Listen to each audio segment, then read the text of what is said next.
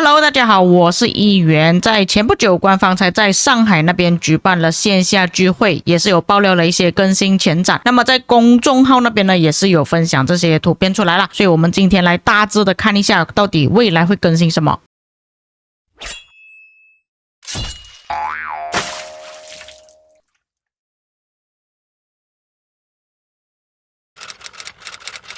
首先第一个部分，联盟战争筛选，其实这个东西在很早之前有一些观众跟我反馈过啦，那没有想到官方他们拖到现在才来更新。大战期间可以快速精准的找到需要加入的集结驻防，这里就有包括己方被进攻，就比方说你自己的旗帜、要塞，或者是我方的一些玩家城市之类的，只要是被敌人所集结的一些目标，都会出现在这个筛选里面。你可以勾选了之后，更加方便的去加入一些驻防，比方说天兵之类的，你就不需要点开战争页面，然后一直慢慢的翻找。像进攻敌方呢，就很直接的可以去了解到，就是你自己开的集结攻击对方的目标。进攻中立单位可能就有包括一些圣地、圣殿之类的。最后被侦查，这个也是最烦的部分啊。其实我觉得被侦查这个部分不应该丢在战争里面啊，就有一点烦。敌人他们会去侦查你自己的旗帜或者是要塞之类，这个是很正常的事情啊。我觉得有邮件通知就行了，你没有必要这边就放一大堆，变成你有时候要加入一些集结或者是驻防的时候就很麻烦，要一直拉一直拉一直拉。虽然被侦查的部分是放在最底下啦，但是看到还是会觉得很烦的。我觉得这项更新是不错的。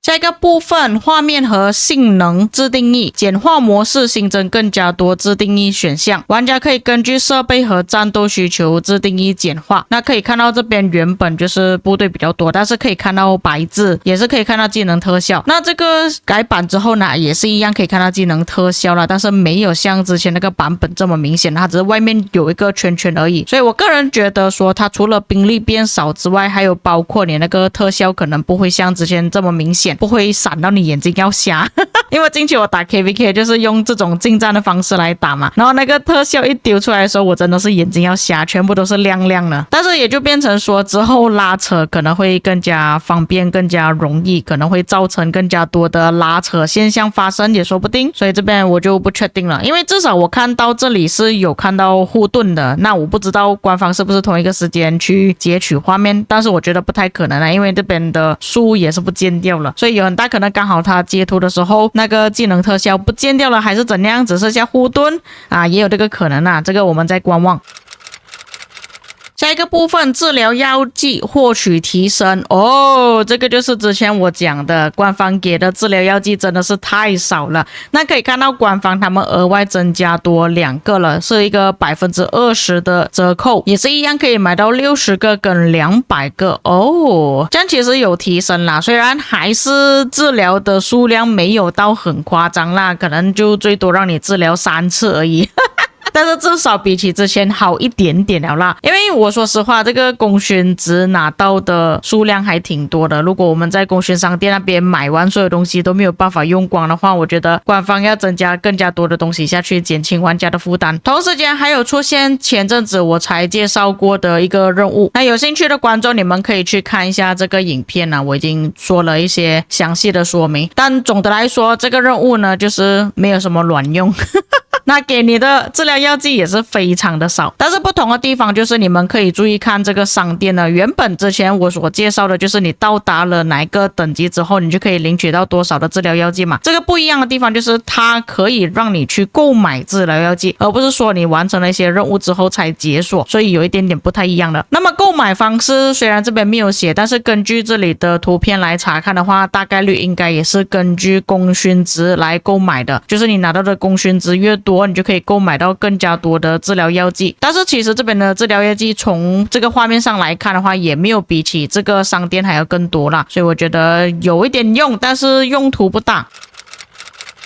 下一个部分，赛季体验全面优化预备赛季提速。预备赛季呢就是 KVK1 啦，如果你是老屁股不是新玩家的话，基本上这个东西跟你没有关系的。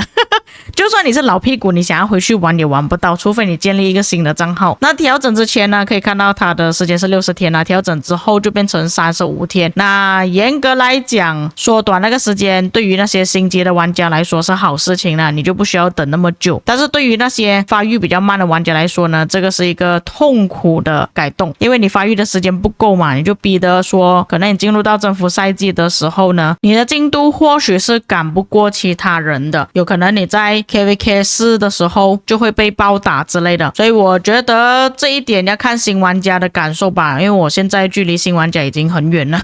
已经8年的时间了。下一个部分，新增征服预备赛季，预备赛季到 KVK 3变成第1赛季、第2赛季、第3赛季，然后才到征服赛季。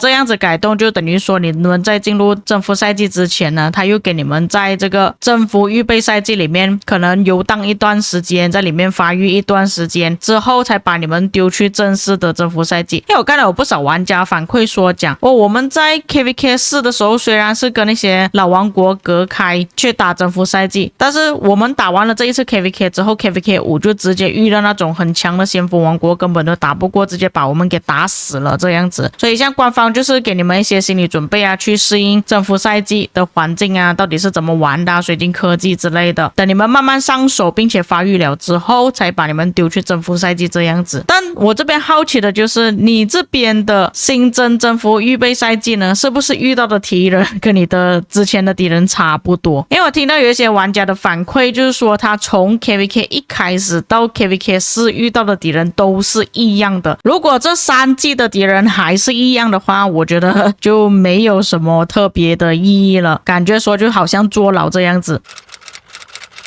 所以下一个部分，意向组队优先匹配，我觉得这个应该是 KVK 报名的时候啊，就给你们说，你们这样子组队的话会被拆掉的风险高不高？像有一些 KVK 地图呢是需要找队友的，比方说尼罗河之王或者是神级妙册之类的，但是我觉得这一点应该比较大可能就是之后我们的 KVK 像阵营里面你要选一些阵营盟友嘛，或许之后就可以让我们自己去选择自己的阵营盟友，因为近期我看到有一个王国发生了内战，那如果是自己组队的话，内战的可能性应该就不会这么高了吧，而且你还可以增加更加多的位置，这边看到除了3个之外，这边还有一个选项，所以不排除可能你可以选择5、6个队友，但是这边会告诉你风险啊，如果你这边的可能匹配值或者是差异太大的话，可能会被拆掉的风险会比较高一点，然后应该会有一些比较强的队伍，他们会负责担任队长的职务。也是顺便来讲一下关于这个征服者之阵分配的部分。这一次分配呢，并不是说玩家决定说谁应该要拿更多或者是拿更少，因为在之前我们打失落之地的时候，时常会发生说内战啊，就是因为他们的奖励分不均匀的问题。那现在系统就是会根据你的功勋值，谁贡献更多，他就可以拿到更加多的征服者之阵，它的比例就以百分比来分配。我觉得这样子的分配方式会比较好一点啊，像之前就是有发生过，其实双方贡献的数目都是很接近的，然而因为对方他们贡献稍微少那么一点点呢，就变成说大部分都是由贡献比较多一点点的王国所拿到征服者之阵，就变成说那些帮他们打 KVK 的那些盟友呢就比较吃亏一点。所以如果他按照比例来分的话，我是觉得 OK 的，但是也不排除可能还是会有内战啊。下一个部分关于真香瓜的更新啦，没有想到偷瓜可以偷到打成比赛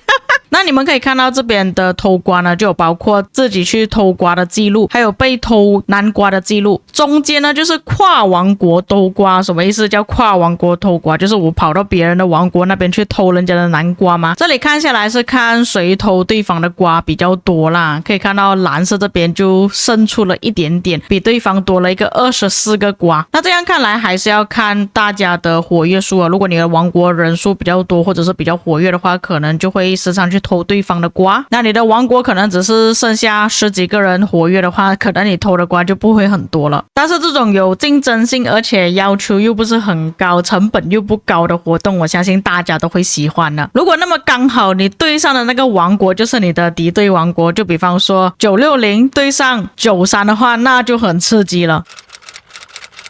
当然未来肯定是会有周年庆活动，但是周年庆活动并不是这个月啦，可能要等到下个月，然后下个月的时候应该会爆料更加多的东西，但是这边看下来应该跟之前差不多，就是我们可以看到万国年祭你在这一年里面发生什么事情，还有这个骆驼的活动可以拿到很多统帅的雕像，马戏团呢这个就是看运气的不过也是一个骗钱的活动，商店就是可以在这次的活动中呢拿到一些东西，一些道具之类的去兑换，幸运珍宝我记得打开之后就有宝石了，还有包括其他活动之类的，那这个就要等到官方出了公告之后我们才知道到底有什么更新或者是活动了。那么关于这个活动之前公告就有提过啦，就是它会有一个地方可以放一个特别的战场雷场，然后它就会有一个固定的位置让你们虔诚过去，虔诚过去之后你就可以派出你的部队跟对方对战这样子，但是是以单挑的方式对战啦。可是它这边不一样的地方就是集结跟驻防啦，所以我觉得这个对于那些没有集结驻防的玩家来说呢可能会比较痛苦一点啦。下一个没有想到李成桂也有他自己的专属衣服啦，哇这个是真的帅呀我觉得李成桂这一套是真的好看啊，就是韩国的传统服饰哦，之前那一套就看起来比较像是真的要去打仗啊，这个看起来就是好像下班了之后想要去放松之类的。不过同样的既然它都已经出现了新的服饰，当然应该也是会有一些技能动画之类的或者是外观之类的，大家可以敬请期待。最后就是新统帅，新统帅已经介绍了，所以这边就暂时不介绍了。那么以上就是关于官方在线下聚会所爆料的一些东西，可能还有一些细节啦，但是因为我本人没有去的关系，所以我也不清楚他们还有爆料什么东西，所以我们暂时只能从这边提供的截图中看到一些内容啦。所以各位看了之后有什么想法？当然如果有一些遗漏或错误的地方，各位可以在评论区帮我补充。最后我想要问的就是为什么这两个人可以在海上面腾空啊？还是这边有一个平台啊这个不是秦始皇跟十八大王，我不知道，反正这两个会腾空。 OK 以上就是本期内容，我们下个影片再见。